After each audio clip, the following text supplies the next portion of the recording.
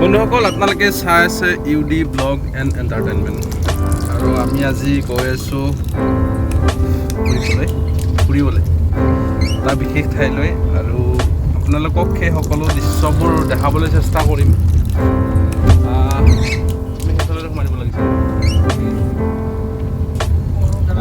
আৰু ইউটাৰ্ণ লৈ লওক। মানে কি হ'ল, ৰাস্তাটো ভুল লাগি গ'ল, কাৰণ ৰাস্তা ভুল লগা নাই, একচুৱেলি ঠিকে আছিলে, কিন্তু মালিগাঁৱৰ যিটো জাম, সেই জামটো আমি অভাৰটেক কৰি বেলেগ এটা ৰাস্তাৰে যাম বুলি ভাবিছোঁ। আপোনালোকেও যদি কেতিয়াবা যাব বিচাৰে, মানে জুৰুড তিনিআলি ফালৰ পৰাই যদি জালুকবাৰী ওলাব খোজে, ভুলতো আপোনালোকে ভৰলু হৈ মালিগাঁও হৈ নাযাব, কিয়নো সেই নিৰ্মিত হৈ থকা অভাৰব্ৰিজখনৰ কাৰণে তাত 2 ঘণ্টা 3 ঘণ্টা আপোনালোকৰো লছ কৰি দিব পাৰে। গতিকে আপোনালোকে যাব পাৰে সুন্দৰ এটা ৰাস্তাৰে, নেচাৰেল পৰিৱেশৰ মাজেৰে। আপোনালোকে কি কৰিব, GMCৰ কাষেৰে যিটো শংকৰদেৱ ইউনিভাৰ্চিটিৰ ওপৰত উঠা ৰাস্তা আছে, একেবাৰে কাহিলীপাৰা ওলাব পাৰি।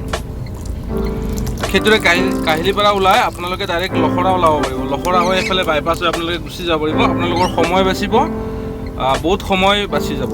গতিকে আমি সেইফালেৰে ওলাইছোঁ আজি, তো চাই থাকক।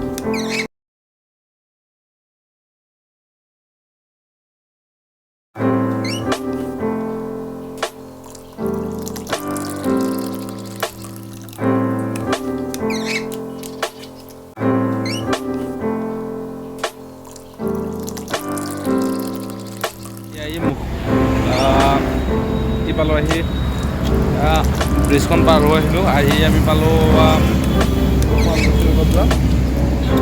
পাহৰি জেগাত নাম থাকিবলৈ পাহৰি গ'লোঁ। এতিয়া মূত্ৰ বিসৰ্জনত ঠাই।